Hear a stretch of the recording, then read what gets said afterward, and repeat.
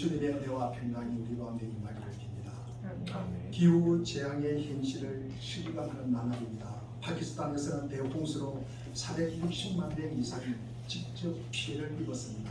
30만 명 이상이 집을 잃고 1000명 이상이 목숨을 잃었습니다. 현대판 노아의 홍수라고 말합니다. 제11호 태풍 흰당으로 인해서 우리나라도 많은 피해를 입었습니다. 주님의 도우심으로 이 위기를 우리가 잘 넘어가기를 빕니다. 이런 태풍 뒤에 언제 또 태풍이 있으냐는 듯이 하늘은 맑고 너무 깨끗합니다. 아침 저녁으로 제법 서늘한 바람이 불고요. 24절기상으로 이슬이 내리는 백로도 지나고 즐거운 추석 명절 가운데 있습니다. 참 좋은 날입니다. 우리 모두 이렇게 즐겁고 좋은 날만 가득하기를 기대하고 바랍니다. 그러나 살다 보면 이런 우리의 기대와는 달리 두렵고 우울하고 그리고 무섭고 감당하기 힘든 나날들도 가끔 있습니다. 이럴 때일수록 우리 그리스도인들은 우리나라가 왜 이럴까? 우리 정치가들이 왜 이럴까? 우리의 공동체가 왜 이럴까? 우리 가정이 왜 이럴까? 내가 왜 이럴까? 누가 그랬을까? 이렇게 우리가 묻는 것은 별로 의미가 없습니다. 하나님 앞에서 자기 자신에 대해서 성찰하고 잘못이 있으면 깨닫고 그것을 회개하는 것이 더 시급합니다. 그런 후에 우리가 해야 할 일을 찾아서 새로운 일을 시작하시기를 바랍니다. 그런 구체적인 모습이 우리에게 어떻게 드러나는가 오늘 느헤미야를 통해서 우리가 살펴보는 귀한 시간이 되기를 바랍니다. 오늘 본문 이 느헤미야를 통해서 어둠이 가득한 유대 땅에 하나님을 바라보고 살아가는 삶, 예수 그리스도를 닮아가는 삶의 모습을 우리가 보고자 합니다. 예수님을 닮는다는 것이 무엇일까? 세 가지 모임 때 제가 지난 주에 말씀을 드렸는데 우리가 예수 그리스도의 마음을 가지고 예수 그리스도가 인도하는 방식대로 그 사고를 하는 거예요. 그리고 예수 그리스도가 인도하는 그 방식대로 우리가 말하고 행동을 하는 것입니다. 더하여 우리 자신을 우리의 성화의 보증이시고 우리의 성화의 기준이신 예수 그리스도의 행상을 우리가 닮아간다는 뜻이다 라고 제가 말씀을 드렸습니다. 우리 14절에 보면은 유다 땅 총독으로 시험을 받았다. 느헤미야는 총독으로 임명을 받았습니다. 즉 개인적 형편이 매우 나아졌습니다. 우리는 어려울 때보다도 형편이 나아질 때 하나님의 뜻대로 살기가 더 어렵습니다. 스코틀랜드의 유명한 역사가 있고 철학자인 토마스 칼라이는 다음 같은 말을 합니다. 역경을 다스릴 수 있는 사람, 고난을 다스릴 수 있는 사람이 100명쯤이 된다면 그 중에서 성공을 다스릴 수 있는 사람은 한 명밖에 없다. 이 말은요, 우리가 인간이 성공하고 출세할 때, 살만할 때 하나님의 뜻대로 살기가 어렵다는 뜻입니다. 인간의 약점이에요. 인간의 약점을 지적하는 말입니다. 인간의 재성이에요. 이것이 인간의 교만입니다. 그런데 느헤미야는 보통 사람들과 같았을까 달랐을까? 이 보통 사람들과 다르다는 말씀이에요. 느헤미야는 보다 나아진 상황 속에서도 하나님 앞에 바로 서서 자신을 살펴보면서 민족을 인도하는 사람입니다.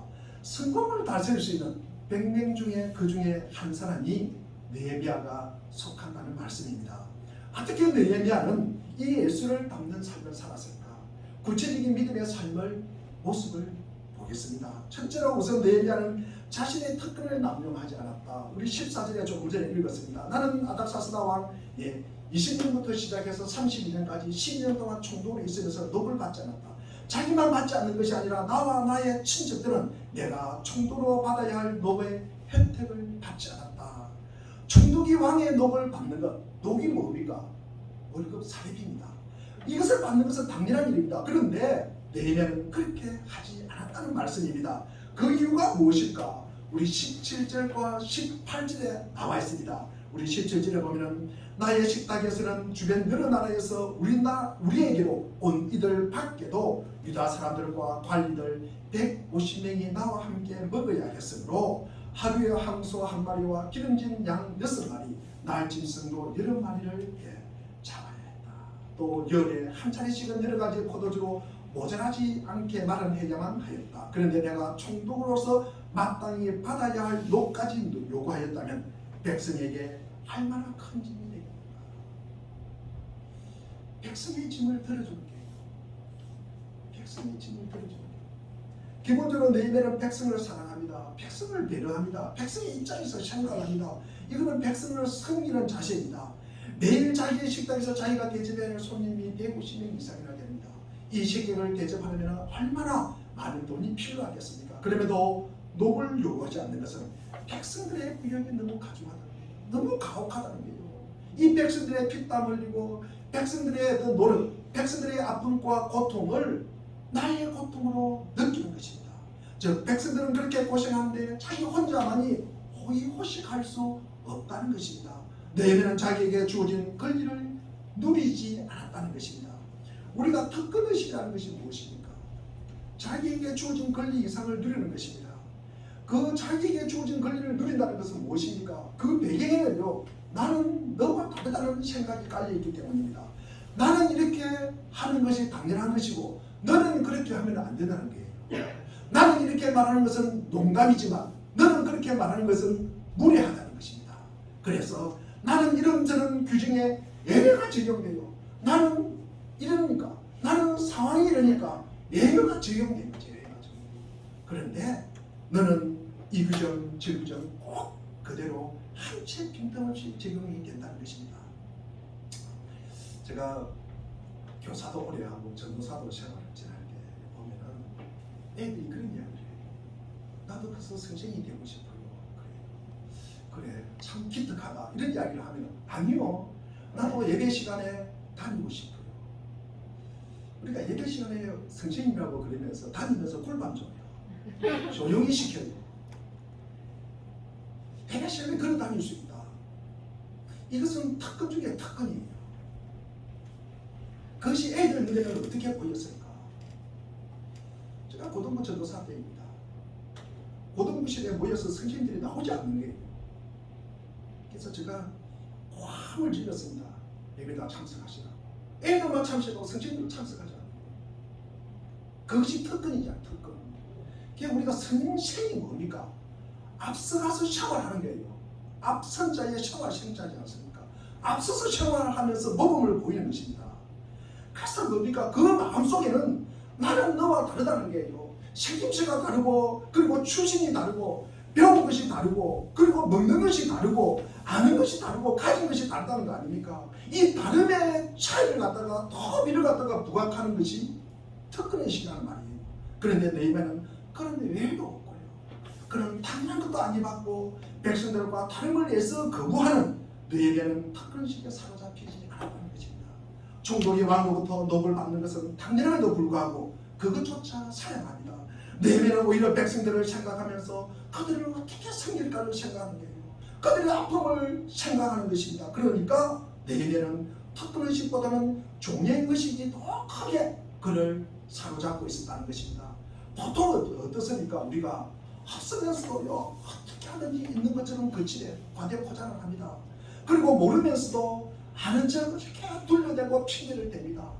그러면서 못난다. 이게 못난 것은 얼굴 생김새를 이야기하는 것이 아닙니다. 참 못났으면서도 어떻게 하든지 잘난 척합니다. 그래서 우리가 이걸 삼척이라고 해요. 삼척. 이게 삼척이요, 자신을 갖다가 망하게 하는 거예요. 공동체를 파괴하는 것입니다. 국가를 갖다가 멸망하게 하는 것입니다. 그런데 보통 사람들 높은 자리에 오려면 어떻게 합니까? 어떻게 제일 먼저 생각하는 게 뭡니까? 내 돈, 지위와 권력을 이용해서 어떻게 덕을 볼까? 어떻게 부를 축적할까? 그것을 먼저 고민하고 생각을 한다는 것입니다. 그래서 이렇게 하면은요, 나와 내가 속한 공동체뿐만 아니라 우리 민족의 역사를 어둡게 만듭니다. 그들이 백성을 먼저 생각했더라면 내가 속한 공동체, 그리고 우리나라가 얼마나 밝아졌겠습니까? 그러나 우리의 권위자들은 왕노를 하려고 안가는 걸 쓰게 되고, 그리고 그 자리에서 오려면 해본 지위를 이용하여 남용하게 되었습니다. 그렇게 자기들의 특권을 주장하면서 백성들을 생각하지 못하는 세대가 얼마나 가슴 아픈 일입니까? 우리는 특권을 주장하기에 앞서서 사람들이 나에게 걸고 있는 기대가 있습니다. 여러분, 우리는 기대하잖아요. 새로운 대통령이 뽑혔어요. 그 사람에게 기대하는 게 있어요. 기대하는 게 있습니다. 여러분, 여러분의 각자의 삶 속에서도 마찬가지입니다. 제게 목사에게 기대하는 것이 있어요. 목사는 이 정도로 살아야 되는 거 아니야. 목사는 이렇게 살아야 되는 거 아닌가 기대를 하고 있어요. 그리고 명절이 지나갑니다. 자식으로서 할 기대가 있고 할 일이 있고요. 그리고 부모로서 할 일이 있는 거예요. 그리고 그리스도인으로서 우리가 살아가야 할 기대가 있는 거예요. 사람들은 다 그 기대를 갖다가 하고 살아갑니다. 그 기대가 무너지면 억장이 무너지는 거예요. 억장이 무너지는 것입니다. 내가 할 일 무엇보다도 먼저 우리가 생각해야 할 것입니다. 그래서 우리가 다분히 권리를 남용하지 말아라. 자기가 할 일 있는 것도 사실 그 권한은 적지 않은 것입니다. 왜냐하면 우리가 가진 권리는 누가 주셨다고요? 하나님이 주셨어요. 하나님이 주셨기 때문에 우리가 이것을 내 것이라고 다 남용하면 안 된다는 것입니다. 우리가 호주머니에 수중에 있는 돈도 마찬가지입니다. 이현영 선생님께서 마지막 수업이라는 책에 이런 내용이 나옵니다. 내 것인 줄 알았으나 받은 것이 모두 선물이다. 내 것인 줄 알았대요. 다 내 것인 줄 알았대요. 내가 머리가 좋고 내가 아주 장관도 지내시고 그런 어떤 지성인으로서 내가 이렇게 생각하고 이런 어떤 누리는 것이 내 것인 줄 알았는데 받은 것이 모두 선물이었다. 누가 주신 선물이라고요? 하나님이 주신 선물이라고요. 우리는 그것을 잘 지키고 유용하게 써야 할 임무를 가지고 있는 청지기에 불과합니다. 그러므로 주어진 권리를 마음대로 사용하지 마십시오. 주어진 권리를 위해서 타인에게 상처를 주면 안 됩니다. 남을 거 뺏어오면 안 됩니다. 누구든 주어진 권리 행사에는 한계가 있습니다. 이 한계를 넘어서는 것은 타인의 권리를 침해하는 것입니다. 그래서 하지 말아야 할 말이 있고요. 우리가 하지 말아야 할 행동이 있다는 말씀입니다. 제가 지난 주일에는 제가 병은 마개가 있고 냄비는 뭐가 있다? 제가 요즘 그 말이 너무 이렇게 많이 마음속에 와닿습니다. 제가 또 생각을 했습니다. 제가 테니스를 가끔씩 칩니다. 제가 그래서 요즘은 잘 치지 못하고 보는 것을 좋아합니다. 요즘 권선우 선수가 대회에 나가서 이렇게 게임을 하는 걸 봤습니다. 근데 참 아쉬워요. 졌어요. 예전에서. 그런데 어떻게 칩니까? 공을 치다 보면 네트에 살짝 걸려가지고 쳐요. 그래서 못 넘어가지를 못해요. 그래서 공을 치다 보니까 선을 잠깐 살짝 공 한 개 차이로 넘어가요. 그래서 참 아쉽다. 저 네트가 없었더라면, 저 선이 없었더라면, 여러분 네트가 없고 선이 없으면 게임이 되겠습니까? 네트가 걸린다 그래가지고 없애버리고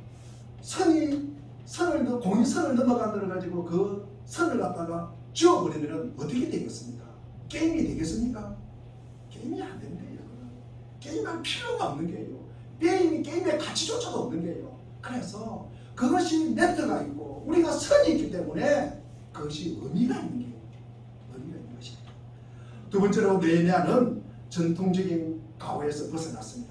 잘못된 관습을 타파하였다는 것입니다. 우리 15절 상반절에 보면은 그런데 나보다도 먼저 총독을 지낸 이들은 백성에게 힘겨운 세금을 물리고 양식과 포도주와 그 밖에 하루에 40세겔씩을 백성에게서 거둬들였다.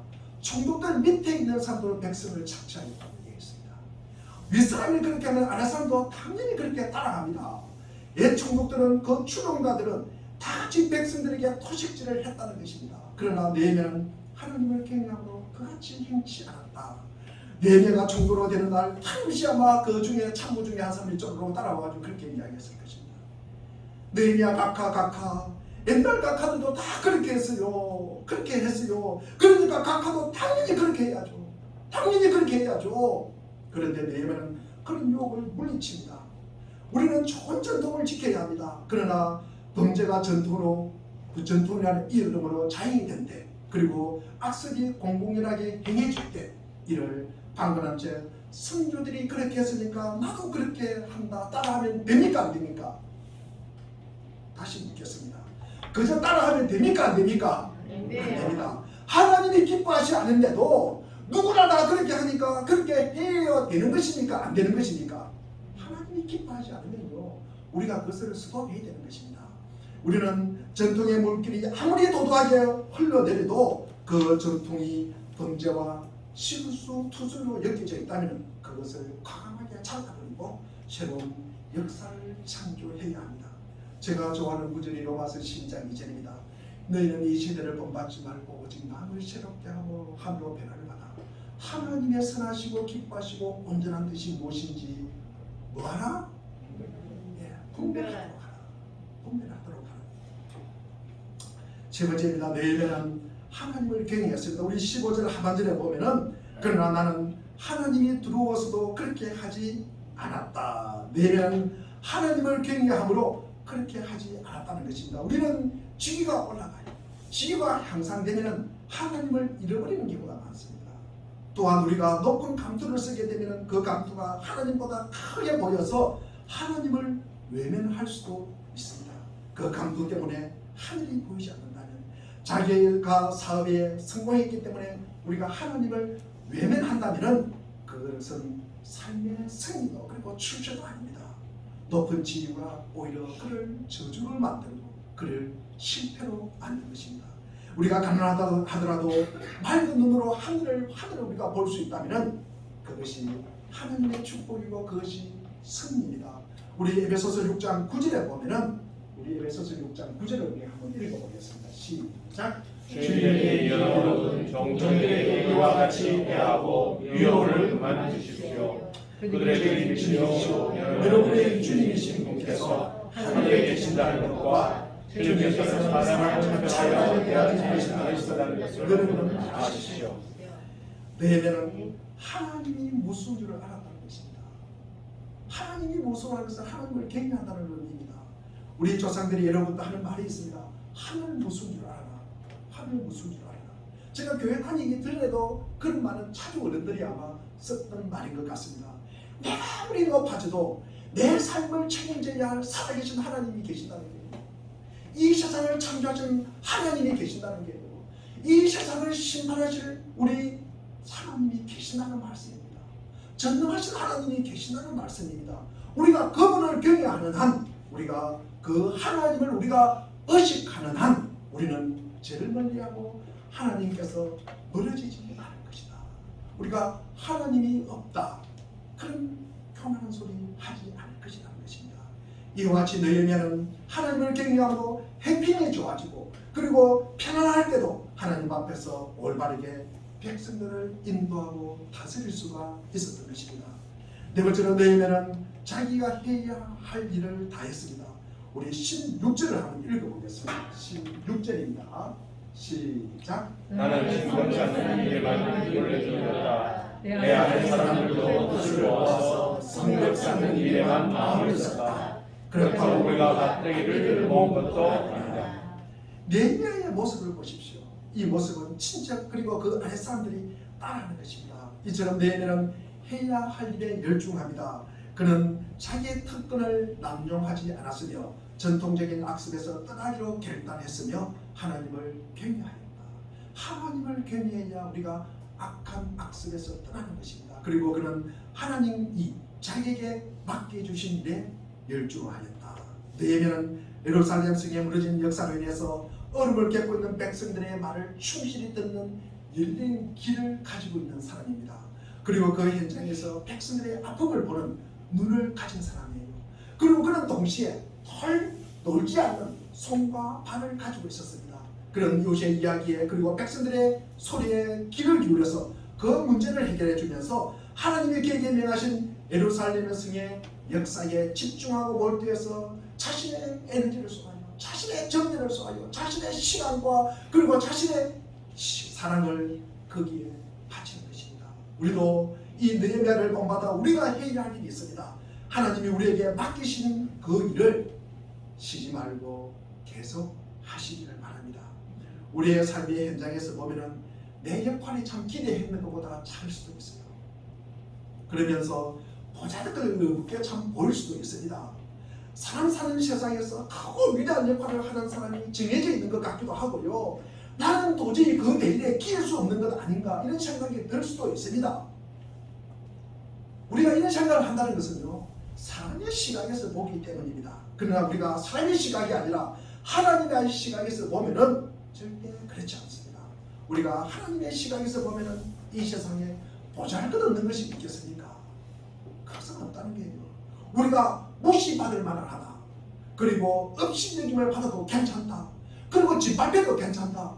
그런 일이 있으니까 그런 일 없는 게 그런 존재도 없고 그런 역할도 없다는 말씀입니다. 다섯째로 너희는 하나님의 은혜를 구했습니다. 우리 19절에 보면은 나의 하나님 내가 이 백성을 위하여 하는 모든 일을 기억하시고 은혜를 베풀어 주옵소서. 우리가 무슨 일이든 희생적으로 하다 보면은 좀 손해를 보는 것 같은 생각이 들기도 합니다. 내가 도대체 이 일을 갖다가 아무 대가도 없이 누가 알아준다고 이 고생을 이렇게 고생을 하고 있나, 아마 이 생각이 들 수도 있을 것입니다. 도대체 그 대가가 무엇일까? 나에게 무엇이 주어진단 말인가? 그는 너희에게는 사람들에게 대가를 기대하지 않고 대신 너희에게는 하나님께 은혜를 베풀어 달라고 기도합니다. 하나님께 그 대가를 갖다가 구하는 거예요. 그는 보상을 사람에게 기대하는 것이 아니라 하나님께 기대하는 것입니다. 수고하고 애쓰면서도 응분의 대가나 보상을 받지 못하고 고생에 흐느끼는 종들에게 성경은 이렇게 말하고 있습니다. 우리 골로새서 3장 23절과 우리 24절을 우리가 한번 읽어보겠습니다. 시작. 무슨 일을 하든지 말을 하지 말고 주님께 하시는 진심으로 하십시오. 여러분은 주님께 유산을 상으로 받는다는 사실을 기억하십시오. 여러분이 섬기는 분은 주 그리스도이십니다. 사람들이 나에게 대접하지 않도록 염려하지 말고 걱정하지 말고 그것을 가지고 화내지 말고 분내지 말아라. 힘써 그것을 생각하지 말고 힘써 일어나는 것입니다. 누구에게 기대를 구하라? 하나님께 기대를 구하는 것입니다. 아브라함은요 부자였습니다. 그런데 그는 자그마하게 사는 것으로 만족했어요. 그 이유를 성경은 히브리서 우리 11장 9절 10절에서 이렇게 말하고 있습니다. 믿음으로 그는 약속하신 땅에서 타국에 몸붙여 사는 나그네처럼 그러하였으며 같은 약속을 함께 물려받은 이삭과 야곱과 함께 장막에서 살았습니다. 10절에 그는 하나님께서 설계하시고 세우실 튼튼한 기초를 가진 도시를 바라보는 것입니다. 그는 하나님께서 더 좋은 것을 주실 것을 기대했기 때문에 자그마한 천만으로도 만족하면서 사람들을 섬기고 더욱 가치 있는 일에 더 많은 시간을 투자했다는 것입니다. 우리 아브라함만 그런 것이 아니라 모세를 한번 생각해 보십시오. 모세는 그가 있던 곳에서 평안히 아마 머물러 있었다면 아마 장차 왕이 될 수도 있는 그런 사람이었습니다. 그러나 히브리서 우리 11장 24절부터 27절에 보면은 믿음으로 모세는 어른이 되었을 때 바로 왕의 공주의 아들이라 불리기를 거절하였다. 25절에 우리 25절 한번 읽어보겠습니다. 시작. 오히려 여러분은 잠시 죄의 향을 누리는 것보다 하나님의 영광과 함께 합격하는 길을 택하였습니다. 26절에 보면 모세는 그리스도를 위하여 받는 월급을 이집트의 재물보다 더 값진 것으로 여겼습니다. 그는 장차 받을 상을 내다보고 있었던 것이다. 하나님께서 주실 상을 바라보고 기대하였다는 것입니다. 우리 27절 한번 읽어보겠습니다. 시작. 믿음으로 그는 왕의 너를 두려워하고 이집트를 전하였습니다. 그는 보이지 않는 하나님을 마치 보는 듯이 바라보면서 견뎌냈습니다. 지난주에도 제가 고린도서 4장 18절에 보이는 것은 장관이고 보이지 않는 것은 영원합니다. 모세가 그렇게 살았어요. 모세가요, 그는 보이지 않는 것을 마치 보는 듯이 바라보면서 기대하며 살았다는 것이 아닙니까? 견디면서 살았던 사람이 이 모세입니다. 이 느헤미야가 살던 시대뿐만 아니라 우리가 지금 살고 있는 이 시대에도 고관이 되고 높은 자리에 오려면 주위의 약한 사람들을 착지하도록 유혹합니다. 어떤 대가를 치르게 되더라도 우선 자기 자신의 안정된 삶을 추구하는 것이 우선이고 바쁘게 생각합니다. 결국 이런 위기 시대에 우리가 그리스도인으로서 하나님을 우리가 믿는 사람으로서 알고 깨닫고 그리고 취한 행동이 무엇입니까? 개인적인 번영과 그리고 영화보다는 다른 사람의 안전을 우선하는 태도입니다. 그게 그리스도인입니다. 그게 이웃사랑입니다. 그게 바로 예수 그리스도를 뽑는 것입니다. 진실로 우리는 예수님과 한번 비교해 보겠습니다. 왜냐하면 우리는 그분을 뽑기 위해서 늘 우리가 기도도 하고 말도 그렇게 하기 때문입니다. 그러나 우리는 아무것도 아니면서 무슨 대단한 존재인 양 스스로 우리가 의심하면서 살아갑니다. 반면에 전능하신 예수님은 스스로를 아무것도 아닌 것처럼 여깁니다. 주님, 제가 주님과 함께 아무것도 아닌 자가 되기를 원합니다.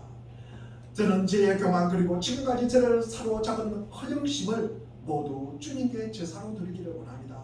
실족하지 않도록 저를 지켜주시고 허영을 보지 않도록 제 눈을 돌려주셔서 그래서 오직 주님만을 바라보고 주님 앞에서 제 자신을 바라보게 하시고 그때 비로소 저는 제가 누구이며 주님이 누구인지를 알게 된다는 것입니다.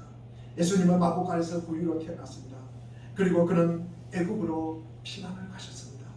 또한 목수 집안에서 공생애 전까지 30년을 사셨습니다. 예수님은 배고픔과 갈증과 피로 등으로 고통을 당하셨습니다. 가난했던 그분은 사람으로부터 멸시와 조롱을 당하였습니다. 예수님은 천국의 교리를 가르쳤지만 아무도 그의 말에 귀를 기울이지 않습니다. 오히려 근심 있는 자들은 죄 없인 그분을 잡아다가 무슨 고문을 가했습니다.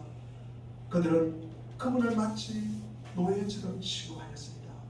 예수님보다 1000만 배나 사악한 강도를 풀어주고 그분들을 그 두 강도 사이에 죽게 하셨습니다. 예수님은 바로 이런 삶을 살아냈습니다.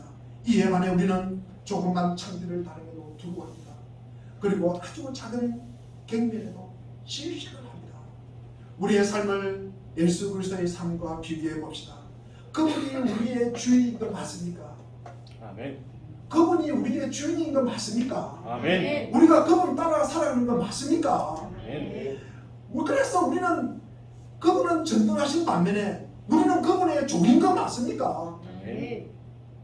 우리는 연약한 존재인 걸 인정합니까? 아멘. 그분은 자신을 낮추지만 우리는 스스로를 너무 높입니다.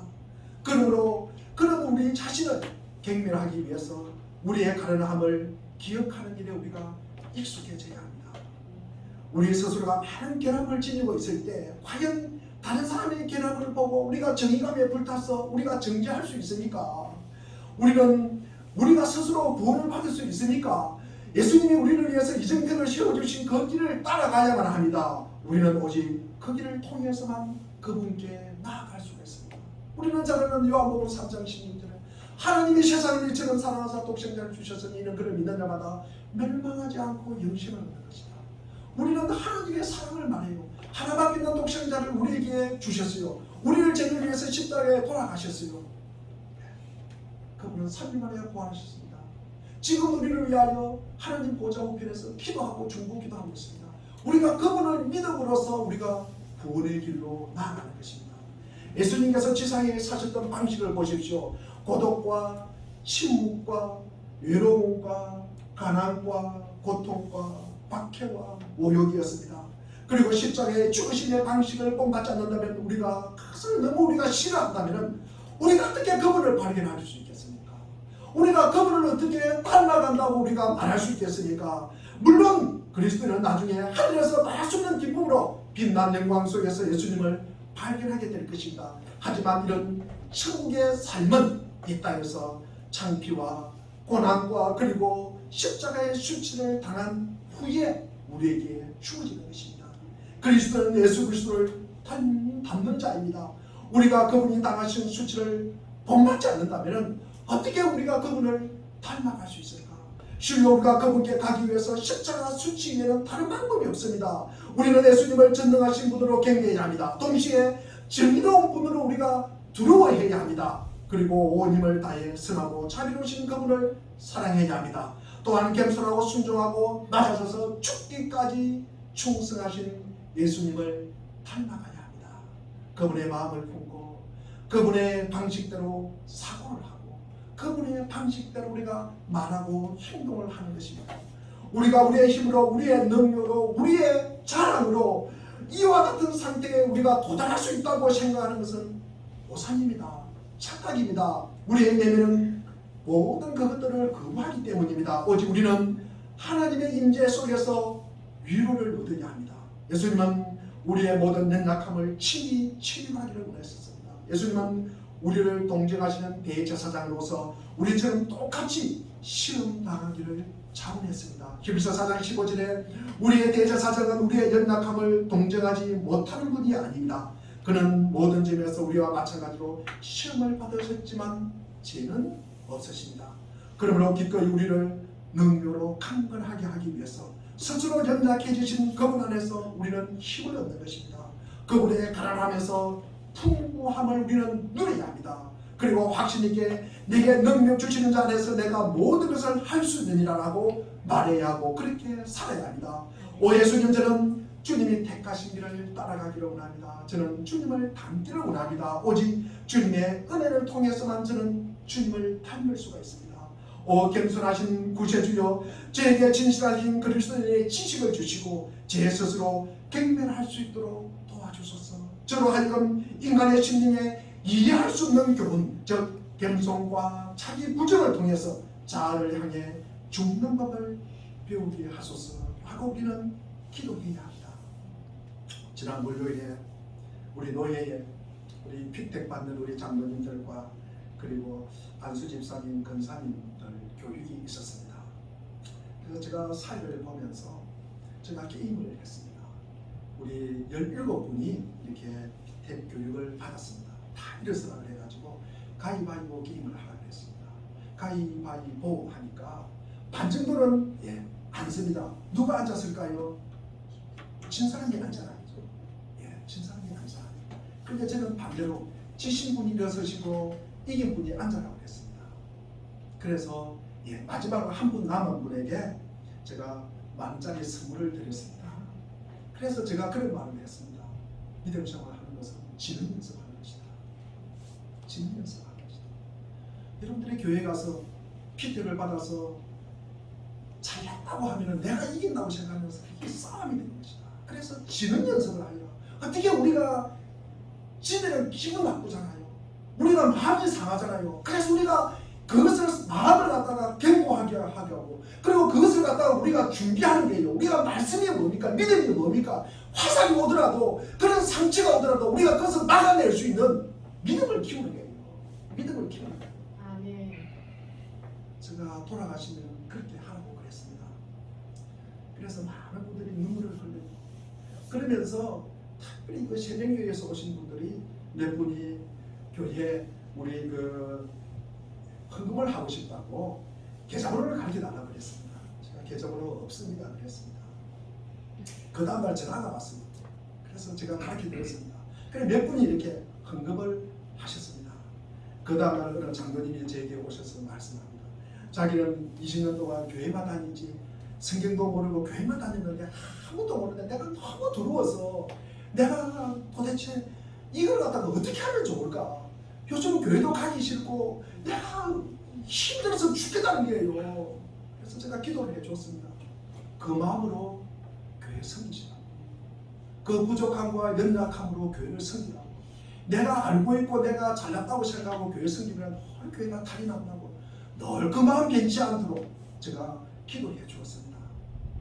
우리가 그 마음으로 우리가 예수님을 본받는 일을 시작하셔야 됩니다. 그리고 우리의 완악하고 강박한 마음을 예수 그리스도의 마음으로 바꾸십시오. 우리가 예수님의 거룩한 마음에 우리가 한 걸음 다가가기를 바랍니다. 그리고 우리의 마음에 예수님으로부터 영감을 받도록 합시다. 또한 예수님이 우리의 모든 다른 것을 제거하도록 기도하시다. 우리 선하신 예수님, 주님은 저를 사랑하기 위해서 수많은 창피와 수치를 당하셨습니다. 제 마음속에 주님을 향한 존경과 사랑을 각인시켜 주셔서 주님이 행하신 일을 따르고 갈망하도록 저를 빚어주셨어. 이런 고백이 우리의 고백이 되기를 바랍니다. 그리스도는 그럭저럭 만족한 돼지처럼 살아가기보다는 가치 있는 일, 하나님이 기뻐하시는 일, 하나님이 인정하시는 일을 찾으며 어떠한 고난이라도 기꺼워하는 하나님의 사람들을 보십시오. 그리고 전 생애를 더 높은 가치, 더 귀한 사명, 더욱 아름답고 더욱 영광스러운 일을 위해서 전력 투구하면서 하나님이 알아주실 것만 기대하고 소처럼 묵묵하게 걸어가는 하나님의 사람들을 보십시오.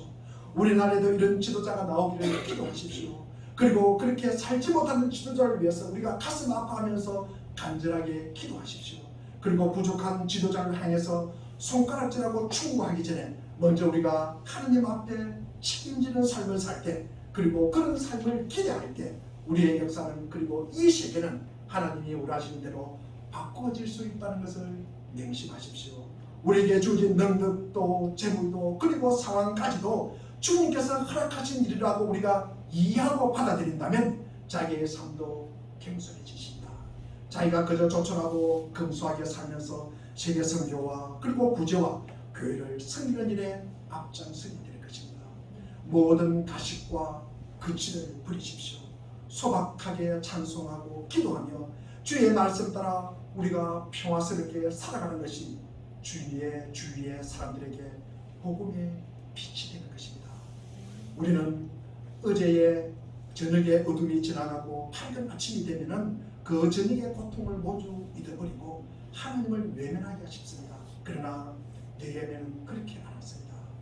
우리도 살만하면 하나님을 외면하시면 안 됩니다. 우리 모든 그리스도인은 자기 앞에 넓은 길이 펼쳐져 있어도 자신의 특권을 남용하지 않고 스스로 절제하며 그리고 그런 공공연하게 정해져 내려오는 악습에서 벗어나야 합니다. 전에부터 그렇게 해왔다는 것은 핑계입니다. 무조건 따라 답습하는 잘못된 습관을 버려야 합니다. 그리고 우리 모든 그리스도인은 하나님을 경외하였으며 자기가 노력하고 절제한 대가를 인간에게서가 아니라 하나님께로부터 기대하십시오. 그러므로 우리 모든 그리스도인은 아무도 알아주지 않는 일을 묵묵히 해낼 수 있는 능력이 생길 것입니다.